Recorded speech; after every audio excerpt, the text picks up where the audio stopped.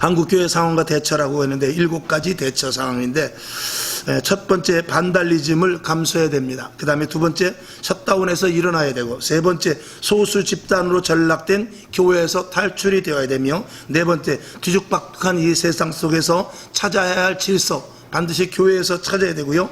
그 다음에 다섯 번째, 교회는 더욱더 용감해야 됩니다. 용감한 어떤 부분들에 대하여서 말씀을 드릴 것이며, 여섯 번째, 반전의 기회로, 코로나가 우리에게 주시는 또 뜻이 있음을 알아서 반전의 기회로 삼으며, 그 다음에 일곱 번째, 교회가 모든 회복의 진원지가 되어야 될 것에 대해서 7시간에 거쳐서 말씀을 드리겠는데, 오늘은 첫 번째 반달리즘, 이 파괴주의라고 하는데, 첫 번째 반달리즘을 감수해라, 이 말씀에 대해서 하고, 또 이제 다음 주에는 두 번째, 세 번째, 때로는 이제 조금 짧은 것은 2개, 3개 단락을 묶어서 할 수도 있습니다. 그래서 시간은 7시간에 나눠서 하겠지만, 이것이 이제 3시간이나 혹은 4시간에 묶어서 할 수도 있다라는 것을 먼저 말씀을 드립니다.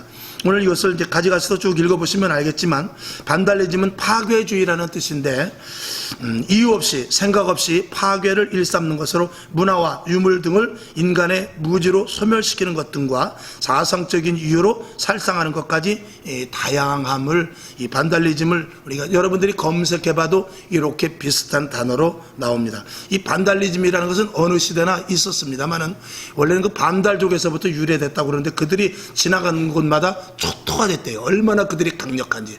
거기서부터 이제 유래가 되어서 반달리즘 하면은 아무 이유 없이, 아무 생각 없이 자기네 유익을 위해서, 혹은 또 그런 것이 아니더라도 계속해서 이렇게 파괴시키는 전략을 가지고 민주주의를 훼손하고 사회 질서를 교란시키고, 그리고 자기의 어떤 사람들은 아예 목적도 없이 그냥 반달리즘을 이렇게 실현하는 사람도 있는가 하면, 거의 정치인들은 그 반달리즘을 통해서 자기의 그 정권을 계속 유지해 나가는 그런 일들을 하기도 하죠.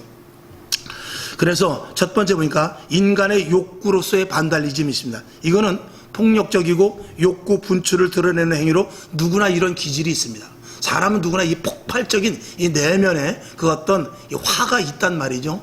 그래서 제가 한번 가끔 말씀을 드립니다만, 사실 순한 사람이 무섭다, 그런 말 많이 들었지 않습니까? 이게 마음이 넓고 이해력이 많은 사람일수록 한 번 화가 나면 더 무섭습니다. 그건 왜 그러냐? 그러니까 이게 어떻게 보면은 참는 사람이라고 꼭 좋다, 그냥 바로 승질낸다고 해서 나쁘다, 이거를 양면성으로 보아야지 무조건 좋다 나쁘다 말할 수 없는 것이, 이해의 폭이 넓고 나는 어디까지 수용을 하고, 그래 내가 더 봐주지 하면서 이 마음의 도량을 넓히는 사람일수록, 그 마음의 도량, 자기가 그어놓은 한계가 다른 사람들보다도 그 영역이 넓을 수는 있지만, 그 넓은 영역에까지 도달했을 때는 도저히 참지 못하고 완전히 폭발적인 그 화를 분출하는 그런 경우가 있습니다. 그러니까 내가 한 번 참는, 다른 사람 같으면 한 3번 참고 화를 낼 텐데 나는 10번을 참는단 말이죠. 그러나 10번을 참았을 때 도저히 참지 못하고 10번 참았을 때까지 그 밀렸던, 그 속에 축적되었던 것들이 한꺼번에 분출되면서 엄청난 화를 내므로 말미암아서 결국 살인에까지 이른다든지 그런 일들이 있을 수 있습니다. 그러니까 마음 좋은 사람이 화나면 더 무서운 것입니다. 더 무서운 것이죠. 그러니까 참았다 결국 일을 저지를 때, 바로 부르르 하는 사람은 일을 저질러봤자 발로 깡통 한번 걷어차면 그만이에요.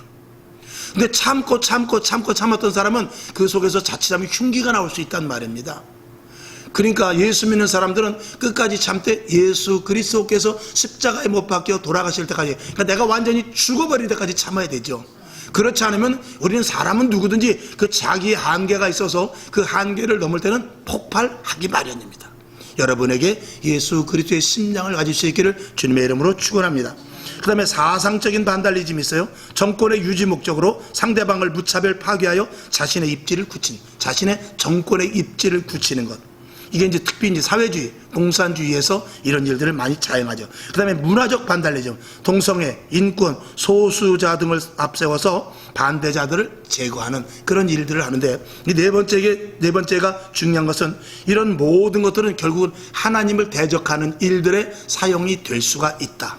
그리고 그렇게 사용을 한다. 위와 같은 류의 모든 이들과 규합하여 종교를 몰아내고 무신론의 세계를 만든다. 그래서 1번, 2번, 3번 이런 사람들을 모아서, 사람들은 누구나 그 반달리즘에 그 관한 그런 이 속에서부터 폭력적이고, 그리고 남을 좀 이렇게 괴롭게 하고, 그리고 자기의 그 욕망의 분출, 아니면 그 자기가 그동안 참았던 어떤 것들에 대한 그 불만에 대한 그 어떤 돌파구, 이런 것들을 누구나 다 이렇게 해소하기를 원하거든요. 이번에도 코로나 사태 속에서도 이 교회가 이렇게 입지가 좁아진 것은, 우리가 분명히 알아야 될 것은, 여러분 지난 주일에도 말씀을 드렸습니다만, 실질적으로 교회에서 코로나가 감염된 이유는 11%였습니다. 그리고 다중시설 등 이런 데서 많이 나왔죠. 그런데 설문조사를 해보니까 교회에서 코로나가 발생됐다는 그 설문조사 44%가 나온 것입니다. 그러니까 세상 사람들은 교회에서 코로나가 시작됐다라고 44% 생각하고 있는 거예요. 근데 실질적인 통계는 11%밖에 되지 않는 것이죠. 그날도 말씀을 드렸습니다만, 의사는 11%라는 것을 믿어요. 근데 모든 대중은 그렇지 않아요.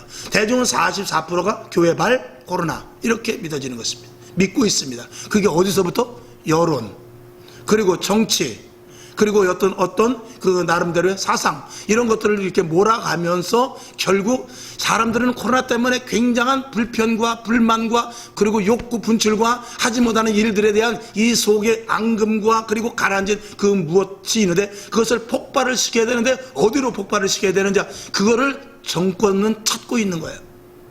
그런 것들을 찾아가면서 어디로 분출시킬까 생각하다가, 로마 시대 때에는 네로가 기독교인들에게 그 로마에 큰 불이 난 것을 기독교인이 불을 질라고 그걸로 몰아버려서 기독교인들을 다 미워하게 하고, 그리고 그 뒤로 계속해서 기독교인들을 잡아다 죽이는, 그리고 큰 넓은 운동장에서 기독교인들은 죄가 있기 때문에 죽여도 된다는 그런 어떤 보이지 않는 그 무언의 법이 세워져서, 그래서 기독교인들을 잡아다가 맹수와 싸우게 하고 검투사와 싸우게 하고 화형에 죽이게 하고, 그래서 그 시민들이 불평과 불만이 생길 때마다 한 번씩 정기적으로 모아가지고 그런 일들을 자행시키는데, 그게 재물이 누가 되느냐? 기독교인들이 되는 것입니다. 그렇게 정치하는 사람들은 교회를 사용하고 써먹죠. 지금도 그런 부분이 아주 없는 것이 아니다라는 것을 통계를 통해서 우리가 알 수 있는 것입니다. 그러니까 지금은 교회가 굉장히 입지가 좁아졌어요. 옛날에는 교회 다니는 사람, 그리고 목사님, 장로님, 권사님 하면은 저 사람이 권사인가 보다, 저 사람이 목사인가 보지, 이랬지만 지금은 어떻게 보죠? 아주 재수없는 눈치로 봅니다. 그게 왜 그렇게 됐죠? 사회가 그렇게 자연스럽게 그렇게 만들어간 겁니다. 여론이라든지 사회 분위기를 그렇게 조성해서 만들어가는 거예요. 여기서 기독교인들이 어떻게 해야 될 것을 우리는 분명히 찾지 못하면 우리는 소수 집단으로 전락해서 완전히 우리는 몰살되어 갈 수밖에 없습니다. 여러분, 우리는 기독교인으로서 정체성을 알고 정말 우리 똑바로 예수 믿어서 기독교인의 능력, 하나님의 영적인 권세, 그는 어디로 돌아가야 되느냐? 초대교회로 들어가서, 초대교회는 세상 사람들이 두려워했고 칭송했다고 그랬어요. 그 자리까지 가지 않으면 교회는 아주 작은 소수 집단 코너로 몰려서 있어도 그만 없어도 그만 하는 그저 작은 하나의 단체밖에 되지 않습니다. 교회는 그런 곳이 아닙니다. 교회를 통해서 사회가 살고, 교회를 통해서 가정이 살고, 교회를 통해서 국가가 일어나며, 교회를 통해서 죽어져가는 영혼들이 살아나야 되는 놀라운 정말 엄중한 사명을 갖고 있는 것이 교회이기 때문에 그렇습니다. 할렐루야. 제가 항상 말씀을 드리지만 이 교회는 오직 이게 주인은 하나님이십니다. 그리고 우리는 예수 그리스도의 몸에 붙어있는 지체고, 명령은 예수 그리스도께서 머리에서 내립니다. 그럼 머리에서 내리는 대로 우리 모든 지체가 각자로 이제 움직여져야 되는 것이죠. 요즘 현대교회 폐해가 뭐냐? 만약에 우리 교회에 국회의원이 들어왔다, 우리 교회 시장이 왔다, 그러면 자칫하면 그 교회는 망하게 되는 것입니다. 아니, 시장이 들어오게 되면 그 시장을 비롯해서 많은 사람들이 시장님 보러 오겠죠. 큰 재벌이 들어왔다, 그럼 그 재벌의 밑에 뭐 과장, 계장 해가지고 할 수 없이 교회를 나올 수도 있겠죠. 변호사가 나온다 그러면 혹시라도 나중에라도 부탁이라도 할까 해서 교회 나오는 사람들이 저절로 와서 교회가 부흥될 수 있습니다. 그러나 교회의 본질을 훼손시킬 수 있단 말입니다. 그게 굉장히 중요하기 때문에 만약에 그런 분들이 교회에 왔을 때 목사님이 웬만한 영역이나 웬만한 말씀에 바로 서지 못하면 끌어안고 영원한 천국까지 가는 데 있어서 동반자의 역할을 감당하지 못할 수도 있게 되는 것입니다. 그렇게 되면 하나님의 교회가 아니라 국회의원의 교회가 되고 시장의 교회가 되고 사람의 교회가 될 수밖에 없는 것이죠. 저는 그렇습니다. 우리 교회가 부흥돼서 정말 성도들이 물질의 축복을 받아가지고 성전도 짓고 또 성도들에게 많은 이런 여러 가지 많은 혜택이라든지 그리고 하나님의 능력과 권세로 말미암은 영과 육의 그 충만함이 있기를 바라죠. 그러나 이건 개인적인 생각입니다만 그런 생각을 해봐요. 만약에 우리 교회 성도가 100명이다. 그러면 한 사람이 예를 들어서 11조를 20만 원씩 한다. 그러면 100명이면 얼마입니까? 그 계산은 여러분들이 머릿속에서 하시고 그렇게 해서 든든한 교회가 되는 것이 좋지. 한 사람이 예를 들어서 어떤 사람은 20만 원 하지만 그 한 사람이 한 1000만 원 정도를 해가지고 그 교회에서 좌지우지하는 것은 이건 교회에서 굉장히 위험한 것입니다. 그러나 이런 것은 있습니다. 교회에는 와서 정말 처음으로 신앙생활하고 믿음을 가지고 그리고 하나님께 온전히 모든 것들을 내 자신을 다 내려놓으면서 새로 새 출발해서 하나님께서 그에게 복을 주셔서 30배, 60배, 100배의 축복을 받아서 그래서 11조가 드러나서 그 교회에서 정말 엄청난 역할을 한다면 그건 축복이죠. 그런 것은 있을 수 있지만 어느 날 갑자기 느닷없이 로또 복권 맞듯이 정말 정치가 재력가들이 와서 교회의 자칫 기반을 흔들릴 수 있다면 그거는 온전한 교회가 되기가 상당히 어렵다는 것을 말씀을 드립니다. 자, 여기 보면 예가 있죠. 헤롯이 예수님을 죽이려고 아이들을 죽인 사건, 이게 다 반달리즘의 사건들입니다. 그 다음에 바로가 모세를 죽이기 위해서 이스라엘 백성들의 남아들을 죽인 사건, 그리고 로마 시대 기독교인들의 화재 주범자로 모른 것들, 그 다음에 교회가 코로나에 진원지인 것처럼 몰아서 교회를 핍박하는 사람, 이 모든 것들이 반달리즘에 의한 나름대로의 역할인 것입니다. 역할? 폐해인데 우리들에게 그대로 다가오게 된 것이죠. 그 다음에 두 번째, 반달리즘에 대한 대처를 우리는 해야 되죠. 그래서 여기 보니까 웬만한 분별력 없이는 군중의 무리들에게 흡수되어 마치 함께하지 않으면 시대에 뒤떨어진다는 생각으로 합리될 수 있다는 것입니다. 이 군중이 참 무서운 것입니다. 제가 요즘 그 TV 보면 그 미스트롯인가요? 뭐 이렇게 보면은 그 점수를 내는 것을 제가 보니까 거기에 보면은 그 마스타들인가요? 그래서 그걸 마스타가 아니고 원래 한글로 그 뭐라고 그래요? 채점관이라고 그래야 되나? 네? 심사위원, 그렇지.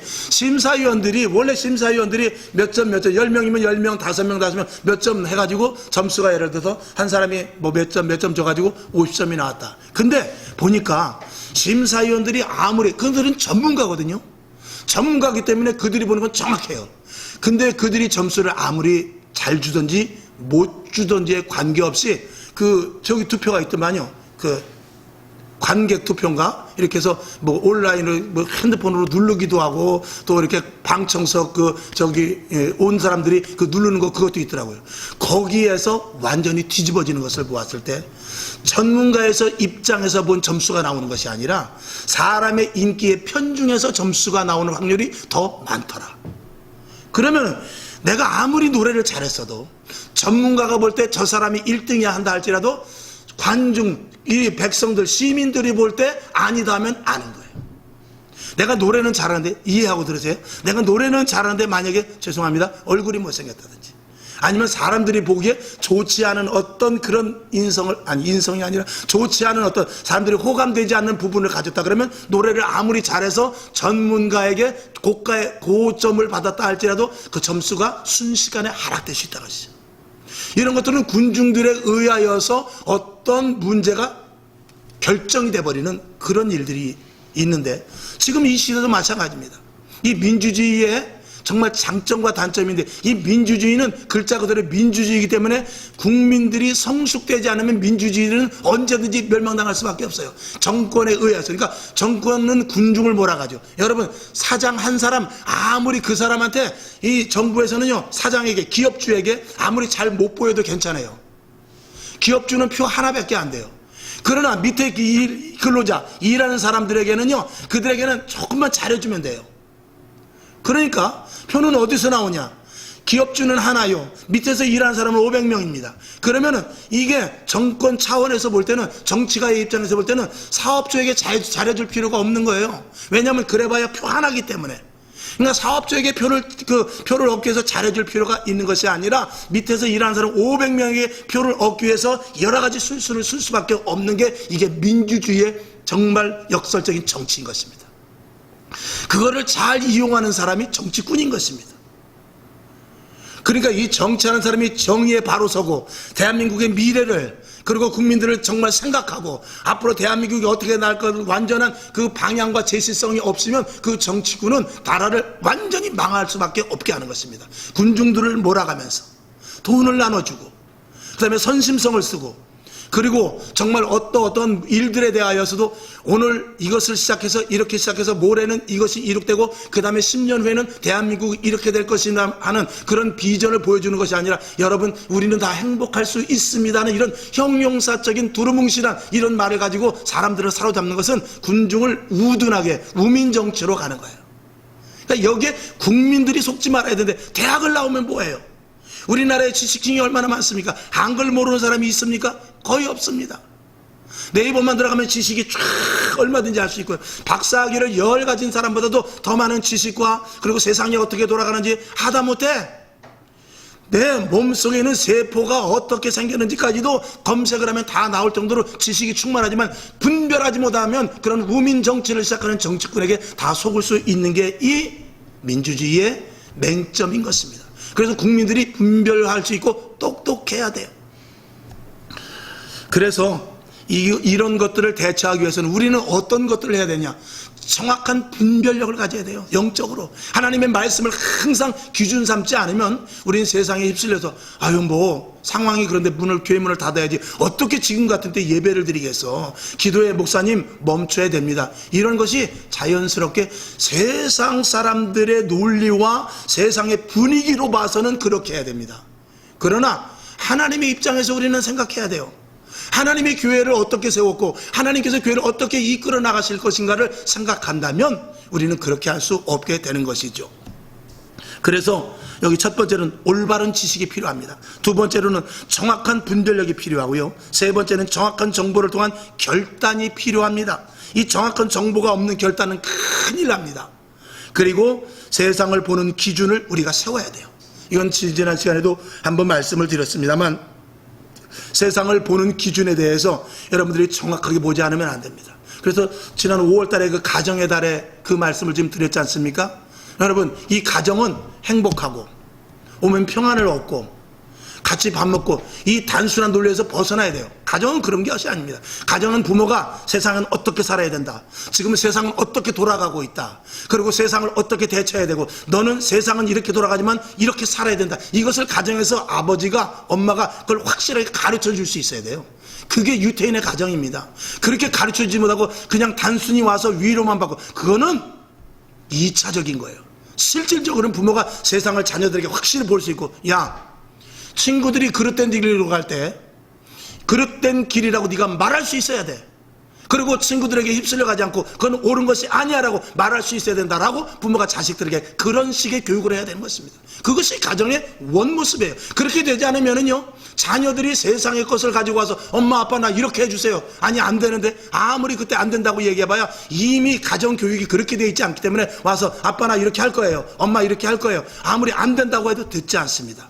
자식들이 그냥, 왜냐면 엄마 친구도 이랬어, 아빠 내 친구도 이렇게 했는데 왜 안 해줘, 이렇게 되는 것입니다. 그러니까 어려서부터 첫 번째는 하나님의 말씀이죠. 그리고 올바른 진리와 분별력과 세상을 보는 눈을, 해안을 가르쳐 줄 수 있어야 됩니다. 이게 부모의 큰 역할입니다. 그러니까 부모 되긴 쉽지만 부모 노릇하기는 어려운 것입니다. 이것이 가정인 것이죠. 그래서 세상을 보는 기준을 우리가 잘 세워, 특별히 이 그리스도인 예수 믿는 사람들은 세상을 보는 눈이, 시각이 달라야 돼요. 표면을 보면 안 됩니다. 언제든지 이면을 볼 수 있어야 돼요. 이걸 놓치게 되면은 예수 믿는 사람은 아무런 정말 그 능력이 없는 헛개비가 될 수밖에 없다는 것입니다.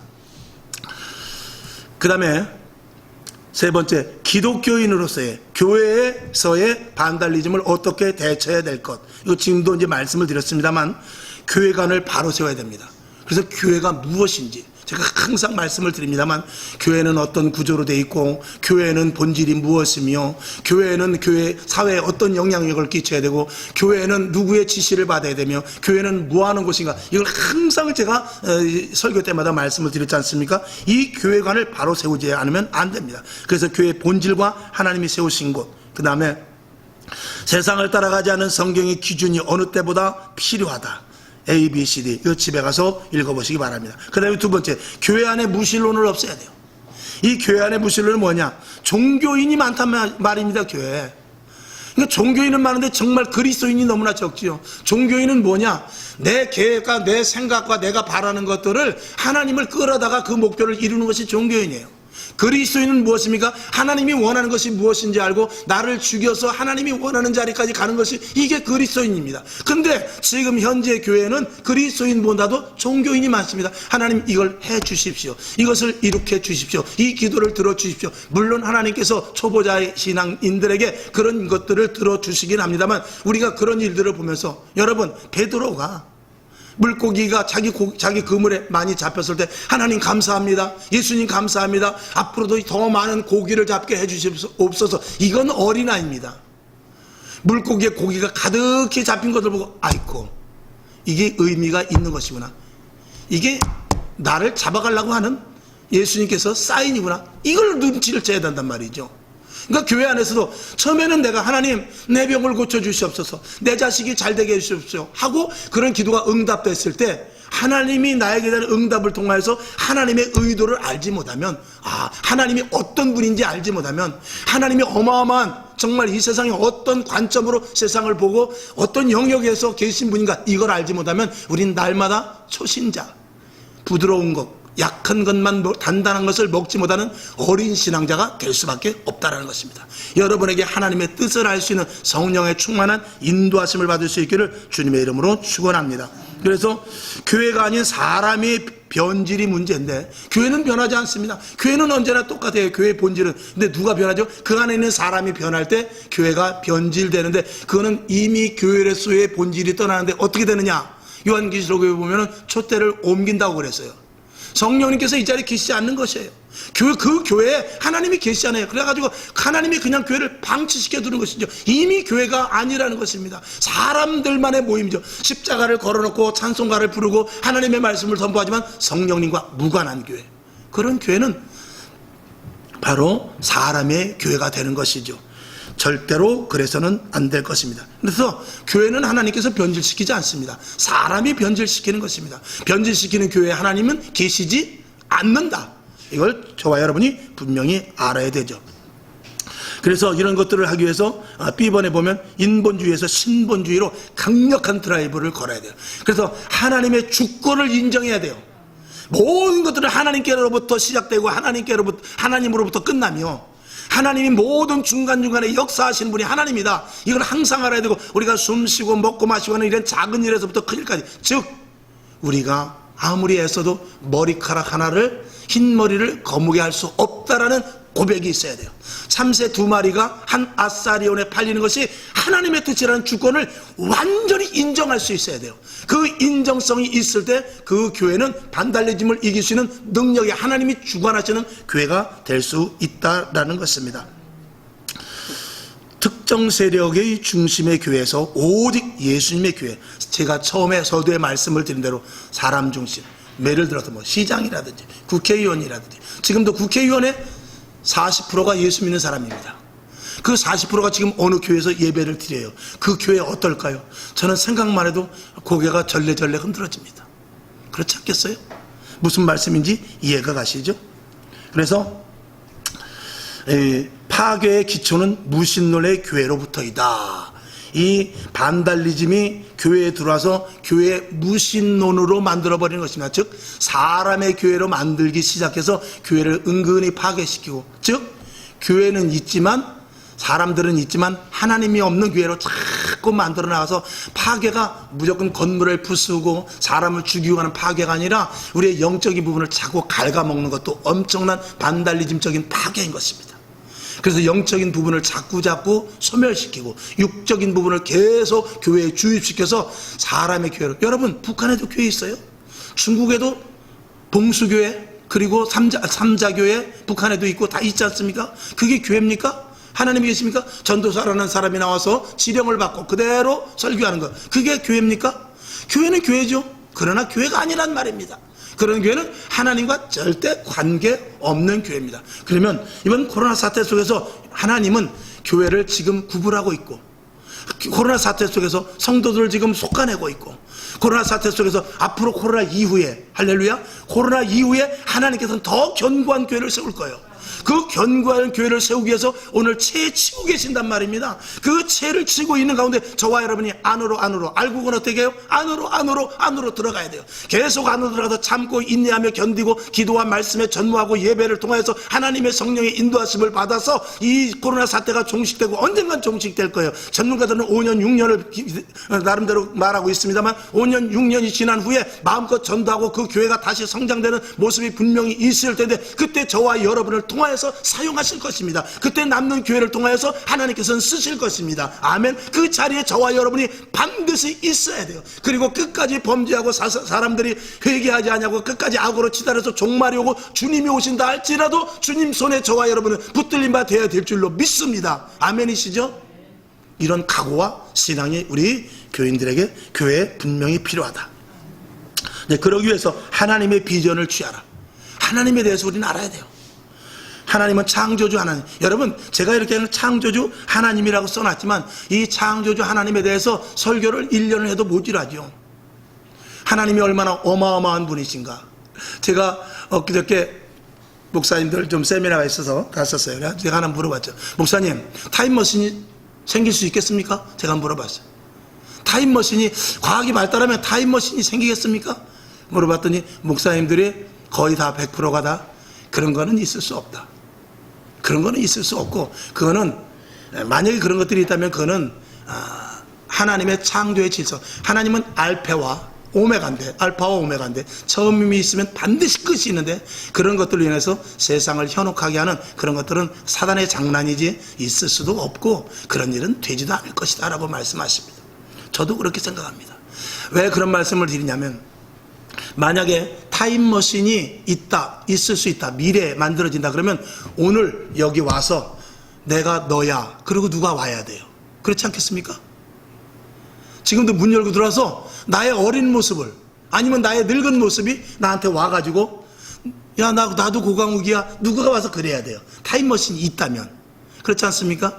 그러면은 앞으로 과학이 발달하면 10년 후에 그런 모습이 올 수도 있겠지라고 말할 수 있을지 모르지만, 여러분이 만약에 진짜 타임머신이 있어서 타임머신을 탄다면 5년 전으로 가겠어요? 10년 전으로 가겠어요? 저 같으면 한 30년, 50년, 500년 전으로 가지 않겠습니까?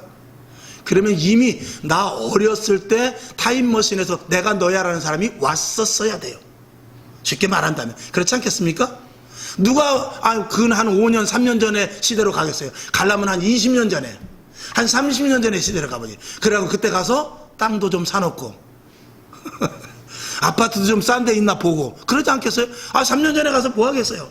한 20년쯤 돌아가서 저기 30년 전쯤 돌아가서 저기 잠실에 땅도 사놓고 그래야지. 그렇지 않겠습니까? 그러니까 이건 있을 수 없는 일이다. 벌써 왔어야 되는데. 창조주 하나님에 대해서 말씀을 하면서 제가 그냥 우스갯소리를 한번 말씀을 드렸습니다. 창조주 하나님은 생명과 영혼과 관련이 있습니다. 이건 굉장히 중요한 것입니다. 여러분들이 이런 것들은 묵상하시면서 창조주 하나님, 그리고 영원하신 하나님, 생명의 하나님, 이런 부분에 대해서 소망을 가지라는 것입니다. 생명이 누구에게 있습니까? 누가 영혼을 가지고 있습니까? 그 다음에 사랑의 하나님, 천국과 지옥을 연결시켜 주는데, 저와 여러분, 사랑의 하나님이 아니었더라면 우리는 12번도 더 하나님 앞에 팽을 당했을 거예요. 야, 도저히 너는 못 쓰겠다. 내가 웬만하면 너를 쓰려고 그러는데 도저히 이거는 한 번도 아니고 두 번도 아니고 세 번도 아니고 맨날 그런 실수를 반복하고, 제발 좀 죄 좀 짓지 말고, 제발 그 자리 가지 말고, 제발 그런 생각하지 말라는데 왜 그러냐고 하나님께서 정말 열이 받아가지고 딱 카트를 시킬 거예요. 근데 하나님은 그렇지 않습니다. 끝까지 언제 내 목숨이 끝난 날까지 하나님은 우리를 추적하십니다. 끝까지 인도하시기 위해서 문을 열어놓고 계신다는 것이죠. 그 다음에 임마누엘의 하나님, 저와 여러분 임마누엘의 하나님 항상 인도와 보호하심이 있습니다. 우리는 천길 낭떠러지에 떨어지는 한이 있다 하더라도 하나님은 우리를 손을 즉시 내미시사 우리를 붙잡아 주신다는 이 확실한 신앙을 저와 여러분이 가져야 돼요. 그래서 하나님의 비전이 있으면 우리는 이 반달리즘과 같은 이런 시대 속에서 산다 할지라도 반드시 이겨낼 수 있다라는 것을 말씀을 드립니다. 그 다음에 여기 보면 A, B, C, D, 교회는 영원합니다. 낮에도 말씀을 드리고 요즘 계속해서 말씀을 드리는데 주님 오실 때까지 교회는 절대 없어지지 않습니다. 왜? 택한 자들이 지금도 있기 때문에 그렇습니다. 그 다음에 네 번째, 사상전을 이겨야 된다. 이 사상이라는 것은 뭐 공산주의, 민주주의 이런 것만 사상이 아닙니다. 우리의 모든 생각을 다 사상이라고 말할 수 있어요. 그래서 육이 아닌 영적인 능력을 키워야 돼요. 그래서 영적인 교회로 성장돼야지 교회가 점점 육적으로 흘러가면 큰일 납니다. 낮에 말씀을 드렸을 때 교회의 문턱은 반드시 기본 문턱이 있습니다. 하나님이 원하시는 어떤 교회의 틀이 있단 말입니다. 다시 한번 말씀을 드리면 루이비통 가방이라는 것이 그 가방에 대한 가치를 갖기 위해서는 그 가방에 다른 것을 더 좋은 액세서리를 붙일수록 오히려 그 가방의 가치는 떨어지는 거예요.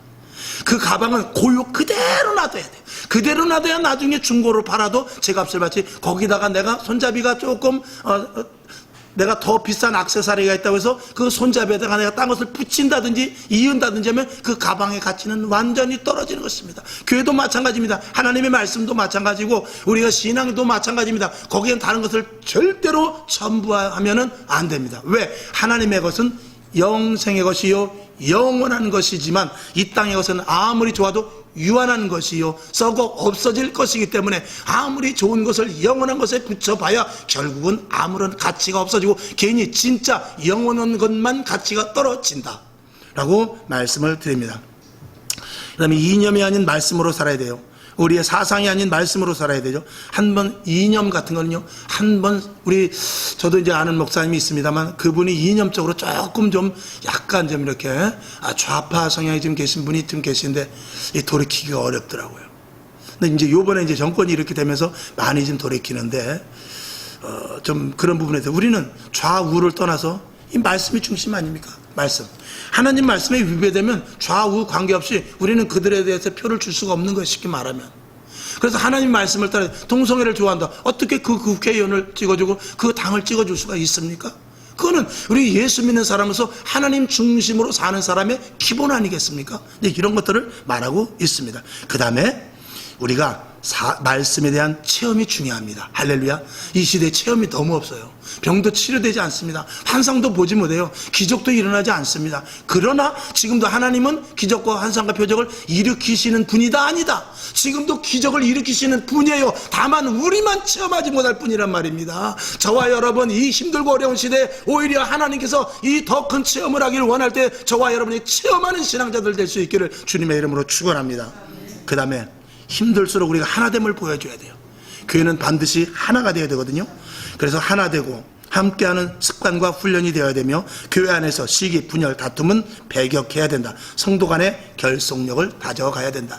이게 우리나라 교회가 분열된 이유 중에 가장 정말 안타까운 부분이 아니면 이 개교회주의, 교단이나 아니면 어떤 그 연합체를 그냥 멀리 해버리고 개교회주의에서 이게 대한민국 교회가 완전히 망가졌습니다. 그래서 처음에 코로나 사태, 명륜교회로 시작해서 코로나발 사태가 나왔을 때 정부 당국에서 와서 코로나 때문에 교회 문을 닫아야 됩니다. 아니면 예배를 제한해야 됩니다. 그러면 목회자가 알겠습니다. 그러면 안 돼요. 우리는 교단의 지시를 받습니다. 우린 교단에서 그 공문이 내려오면 그대로 할 뿐이지 이 교회는 이건 공교회이기 때문에 우리 함부로 하는 게 아닙니다. 라고만 말했더라 할지라도 공무원이 와서 그렇게 하면 안 됩니다.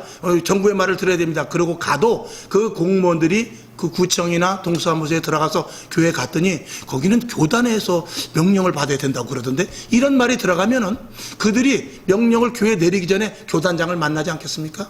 그리고 어떤 한기총이라든지 이런 대표 기관을 만나지 않겠습니까? 그러면은 협상 테이블이 높아진단 말이에요. 개교회 상대하는 것과 협상 테이블이 굉장히 그것보다 엄청나게 높아진단 말이죠. 그렇게 됐으면 지금 교회가 이렇게까지 쉽게 허물어지지는 않을 수도 있었다는 것이죠. 그래서 사람도 마찬가지입니다. 이 개인은 망하는 거예요. 언제든지 하나가 돼요. 부부가 하나가 되고, 가정이 하나가 되고, 교회가 하나가 되고, 그리고 서로 직장에서 하나가 되지 않으면 안 된단 말입니다. 그래서 우리 교회는 연합된 모습을 보여줘야 된다 라는 것을 말씀을 드리는데, 작은 교회, 몇 명 되지 않는 교회를 할지라도 하나가 돼서 똘똘똘똘 뭉쳐야 된다 라는 것을 말씀을 드립니다. 물론 여기에 대해서 파생적으로 얼마든지 말씀을 드립니다만, 그건 또 시간이 되는 대로 말씀을 드리고. 자, 네 번째, 사단의 목표, 하나님을 불신하게 합니다. 그리고 제도적이나 법률적이나 행정적으로 모든 것들을 해결할 수 있도록. 그러니까 이 사단은 순지식입니다. 그 다음에 두 번째, 가정의 파괴입니다. 사단은 가정을 파괴하려고 하죠. 신앙 없는 가정은 가정의 위기를 당연히 초래하게 되죠. 자녀들이 들어와도 문 닫고 들어가면 되고, 지금은요, 함부로 자녀가 있는 방에 문 열고 들어가지도 못합니다. 함께 나와서 TV 보는 것, 이런 거 없어진 지가 오래됐죠. 이런 것들을 우리 기독교인 가정이라도 회복을 시켜야 됩니다. 가능하면 함께 모여서 밥 먹고 등등이죠. 그 다음에 사회를 파괴, 윤리, 도덕, 질서보다 법만을 강조. 여러분, 어린 청년이 늙은이를 희롱했든지 때렸다 할지라도 이게 법에 우선되는 것에 대해서만 더 중시합니다. 예를 들어서 어느 청년이 연세 드신 분에게 노인 양반이, 야 인마, 학생이 담배 피면 돼 그랬대. 할아버지가 뭔데 그래? 할아버지, 당신이 담배 사줬어? 그래서 이런 고얀 놈이라고 만약에 한 대 때렸다. 그러면 무엇이 도덕과 윤리는 온데간데없고 법이 먼저 앞서게 되죠. 그러니까 윤리 도덕보다 법이 더 위에 있게 된다면, 물론 위에 있습니다만 위에 있게 되는 그런 나라는, 그거는 이미 그 나라로서의 존재 가치는 별로 없는 것입니다. 그래서 법보다도 윤리, 도덕, 이런 사회적인 질서가, 그리고 양심, 이런 것들이 우선이 되어야만 그 사회가 건강한 사회가 되는 것입니다. 법만 무조건 앞서서는 안 됩니다. 법은 당연히 있어야 됩니다. 법은 최후의 보루입니다. 그리고 먼저 도덕으로, 그리고 양심적으로, 그리고 윤리적으로 처리할 수 있어야 된다. 그래서 사회 파괴를 자꾸 시키기 위해서 법을 강화시킵니다. 경찰권을 세우고, 검찰권을 세우고, 대통령 권한을 세우고, 법관들의 권한을 세워서 법으로 모든 것들을 해결하고, 법을 더 강화시키고 해서 사람들을 자꾸 이렇게 옥죄어서 도덕과 윤리를, 그런 것들을 못하게, 그런 것들을 자꾸 하는 사람들이, 오히려 양심을 가진 사람들이 손해보는 그런 세상으로 점점 만들어가는 그런 사회도 있다. 그 다음에 교회의 파괴로 서서히 진행해 나간다. 이게 목표죠. 그러니까 하나님을 불신하게 하고, 가정을 파괴하고, 사회를 파괴하면서 결국은 교회 파괴까지 가는 것입니다. 세상에서 했던 습관과 버릇이 교회에 들어와서 고쳐지지 않으면 교회는 반드시 파괴됩니다. 교회는 모든 것들을 내려놓고, 갈라디아서 2장 20절의 말씀과 같이 내가 그리스도와 함께 죽었나니, 이겁니다.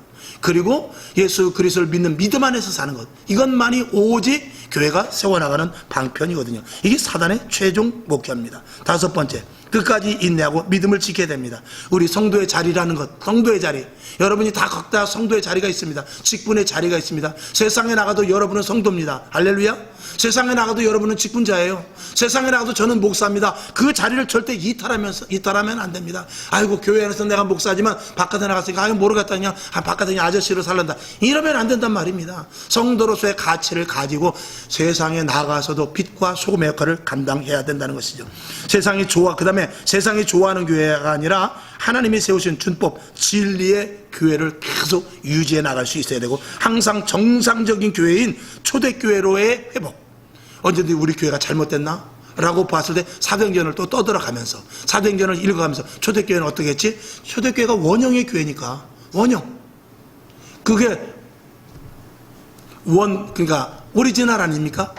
그곳으로 항상 돌아가는 그런 목표를 세우고, 우리에게는 사도행전 교회 같아야 됩니다. 우리에게는 사도행전 교회 같이 하나님의 성령의 강력한 역사와, 그리고 성령의 인도하심과 성령의 일하심을 보는 그런 교회가 됩니다. 하면서 항상 성령에 충만했던 초대교회의 그 표준을 삼아서 거기를 딱 그 자로, 그거를 자로 생각해서 바로미터로 생각하고 항상 거기에 기준점을 삼아서 나간다면 교회는 변질되지 않을 줄로 믿습니다. 그래서 오늘 반달리즘에 대해서 첫 번째로 이야기를 올렸습니다. 화평방송 구독, 좋아요 부탁드립니다. 감사합니다.